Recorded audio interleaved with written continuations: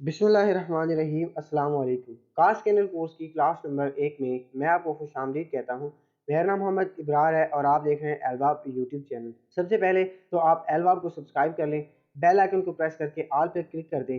और अगर इस कोर्स के मुतालिक, इस चैनल के मुतालिक आपके जहन में कोई भी सवाल है तो आप कमेंट बॉक्स में लाजमी पूछें। तो चले आज की इस क्लास में हम सबसे पहले तो इस कोर्स का थोड़ा बहुत इंट्रोडक्शन करेंगे और इसी के साथ हम इसमें एक टॉपिक भी कवर कर लेंगे। अब यहाँ पे एक सवाल ये पैदा होता है कि एक स्कैनर को इस्तेमाल करना या एक स्कैनर का इस्तेमाल सीखना हमारे लिए क्यों ज़रूरी है। जितनी भी पुरानी गाड़ी हैं, कार्बोरेटर वाली हो गई या जितनी भी गाड़ी हैं, उनमें क्या होता है कि अगर तो कोई मसला आ गया गाड़ी में तो वो मैकेनिक को, टेक्नीशियन को या फिर इलेक्ट्रिशियन को उसे खुद ढूंढना पड़ता था। जबकि दौरे हाजिर में जितनी गाड़ियाँ भी इस्तेमाल हो रही हैं, इनमें ऐसा नहीं है। तो इनमें अब ओबीडी सिस्टम आ गया है। तो ओबीडी सिस्टम क्या है, तो सबसे पहले तो हम देख लेते हैं। ये ओ बी डी, ओ का मतलब होता है ऑन, बी का मतलब होता है बोर्ड और डी का मतलब होता है diagnostics, on board diagnostic system.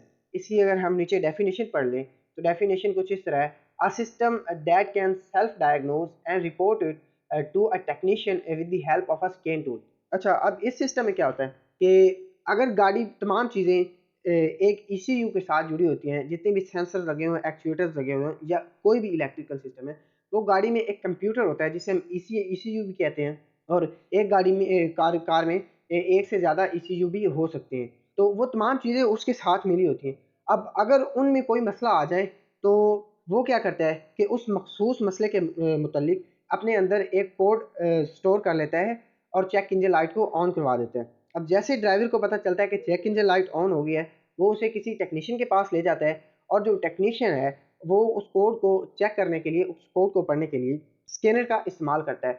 तो यहाँ पे यही चीज़ ज़रूरी है कि हमें स्कैनर का इस्तेमाल आना अब बहुत ज़रूरी है। देखिए, दौरे हाजिर में जितनी भी गाड़ी हैं, चाहे वो ईएफआई हैं, चाहे वो हाइब्रिड गाड़ियाँ हैं, इनका सिस्टम बहुत कम्प्लेक्स हो गया है। तो इसमें फिर बहुत सारी चीज़ें आ जाती हैं, लाइव डेटा, एक्चुएशन टेस्ट आ जाते हैं, बहुत सारी लर्निंग्स आ जाती हैं, की प्रोग्रामिंग वगैरह, इस तमाम चीज़ें। तो ये तमाम चीज़ें एक स्कैनर की मदद से, एक स्कैन टूल की मदद से ही होती हैं। तो इसलिए इसका इस्तेमाल सीखना हमारे लिए बहुत ज़रूरी है।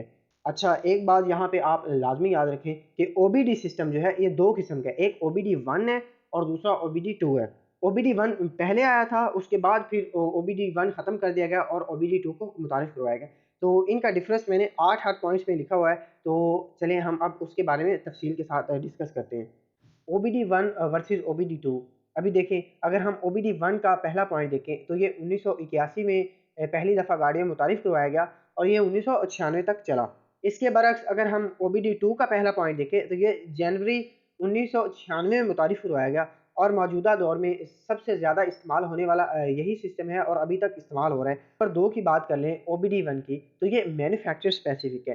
देखिए, मैन्युफैक्चर स्पेसिफ़िक से क्या ये है कि जो जितनी भी कंपनियाँ थी, हर कंपनी की गाड़ी का जो डेटा लिंक कनेक्टर है, जिसके साथ हम स्कैनर को कनेक्ट करते हैं, वो अलहदा से होता था। अगर मैं यहाँ पे आपको दिखाऊँ तो किसी कंपनी का वो 21 पिन वाला होता था, किसी का 17 पिन वाला, यानी कि हर कंपनी का अलहदा होता था। इसका नुकसान ये था कि हमें हर कंपनी का अलहदा से स्कैनर परचेज़ करना पड़ता था, खरीदना पड़ता था, जो उस मखसूस कंपनी की गाड़ी को लगता था। लेकिन यहाँ पे ओबीडी 2 में अगर देखें इसका दूसरा पॉइंट, तो ये यूनिवर्सल है। इससे मुराद क्या है कि 1996 के बाद जितनी भी गाड़ियाँ आई हैं, उनमें सिर्फ़ एक ही कनेक्टर लगा होता है, वो होता है 16 पिन कनेक्टर।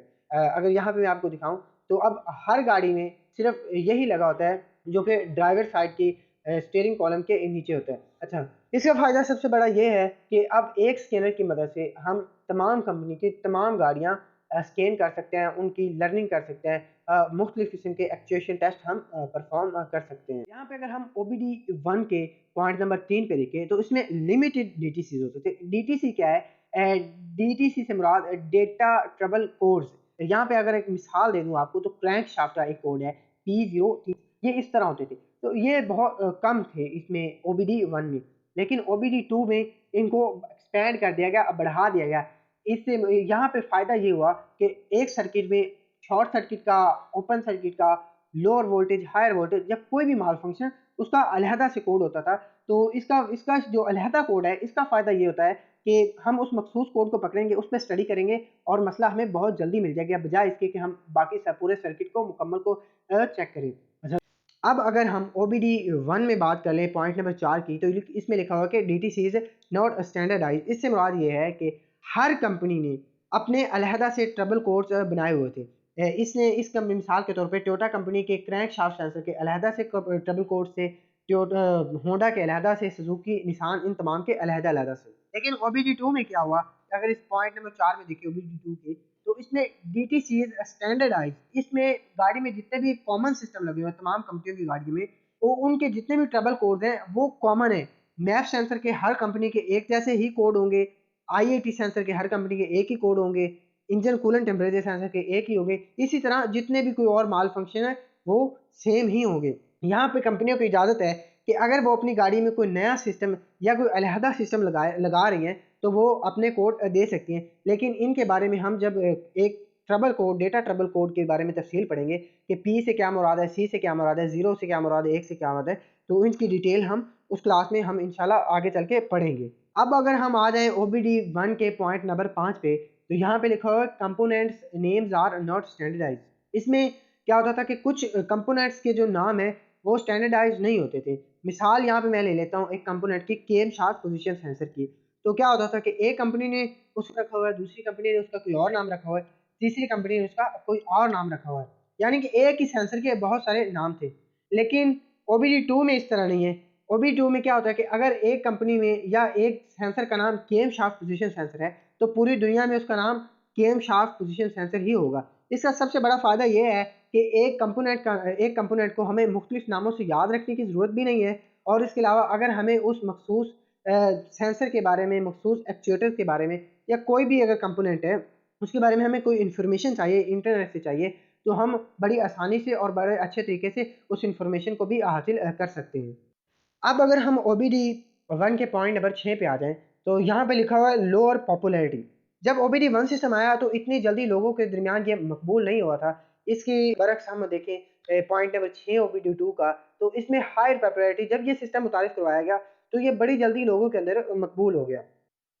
पॉइंट नंबर वाले OBD1 की, तो ये लिखा हुआ है लेस एफिशिएंट। हमने ऊपर भी पढ़ लिया है कि इसमें लिमिटेड डीटीसीज होते हैं, ठीक है? तो इसमें क्या होता है कि बस ओपन सर्किट और शॉर्ट सर्किट, इस तरह छोटे-छोटे माल फंक्शन हम इसमें ट्रेस कर सकते हैं। इसके बरक्स अगर हम OBD2 के पॉइंट नंबर 7 पे आ जाएँ, तो ये मोर एफिशिएंट इसलिए है कि अब देखिए इसमें कितनी सारी चीज़ें हैं। इसमें फ्रीज़ फ्रेम डेटा है, इसमें हम लाइव डेटा चेक कर सकते हैं, मुख्तलिफ एक्चुएशन टेस्ट परफॉर्म कर सकते हैं, हम मुख्तलिफ लर्निंग कर सकते हैं, और भी इसमें बहुत सारी चीज़ें आ जाती हैं। इसका कम्युनिकेशन सिस्टम जो है बहुत ज़्यादा अच्छा है। इसीलिए OBD2 सिस्टम जो है OBD1 सिस्टम के बरअक्स बहुत ज़्यादा अच्छा और बहुत ज़्यादा एफिशिएंट भी है। यहाँ पे अगर पॉइंट नंबर 8 की बात कर लें, तो OBD1 जो है ये ओल्ड टेक्नोलॉजी है, जबकि OBD2 न्यू टेक्नोलॉजी है।